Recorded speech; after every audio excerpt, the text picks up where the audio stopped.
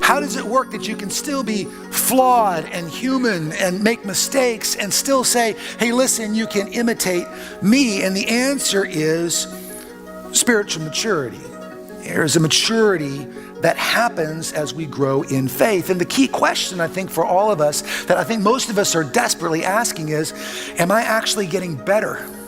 Spiritual maturity, here's the definition, is the distance between God's call and my capacity to respond in the attitudes and the actions of Jesus. I think there are three kinds of people that I'm speaking to this morning. Here's the first group. You're mature, or maybe you are mature, but you don't actually believe that you're mature. There are a group of you here that believe that you are more mature than you actually are. And there's a third group here, you kind of feel like you know where you're at.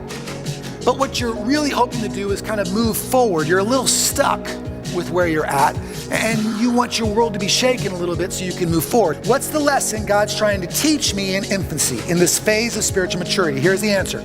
Growth begins with teachability. Learning requires disruption. If I'm going to be teachable, I have to be disrupted. Why do some people get stuck as babies, even though they've been Christians for a long time? And the answer is ignorant. They just choose ignorance. Here's what happens. God gives you an assignment. It's different for everybody, but let's pretend for a second that your issue is gossip. Maybe you grew up gossiping. Maybe you just like drama, was always telling the other person what this person was doing. And then you stooped, you bent in humility when you came to faith, and you emerged, and you knew that something was different inside of you. And God said, hey, listen, you need to stop gossiping, and you knew it.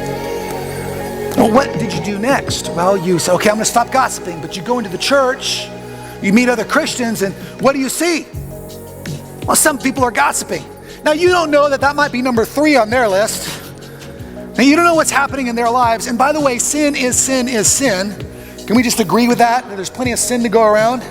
We need one another to go, hey, you might not want to do that. But the problem is that you come in, you see all this happening, and here's what you think. Well, maybe like my issue isn't as big a deal as I thought it was. And so I'll just keep gossiping. And what you've done is you've essentially chosen to ignore the explicit instruction of God in your life so that you could get through life. And because of that, you remain stuck. You'll continue to hear Bible stories, you'll go hear sermons, you'll grow up in Sunday schools, you'll learn hymns, you'll sing spiritual songs, you'll have all of this stuff, but because you couldn't respond to the explicit instruction, the assignment of God, you never grow up because you've just gotten used to blending in spite of what God wants to do in your life. Well, how do you get unstuck?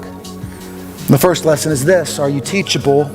And are you willing to complete the assignment that God has given you? When was the last time you changed your mind or truly questioned yourself based on something that God was actually teaching you?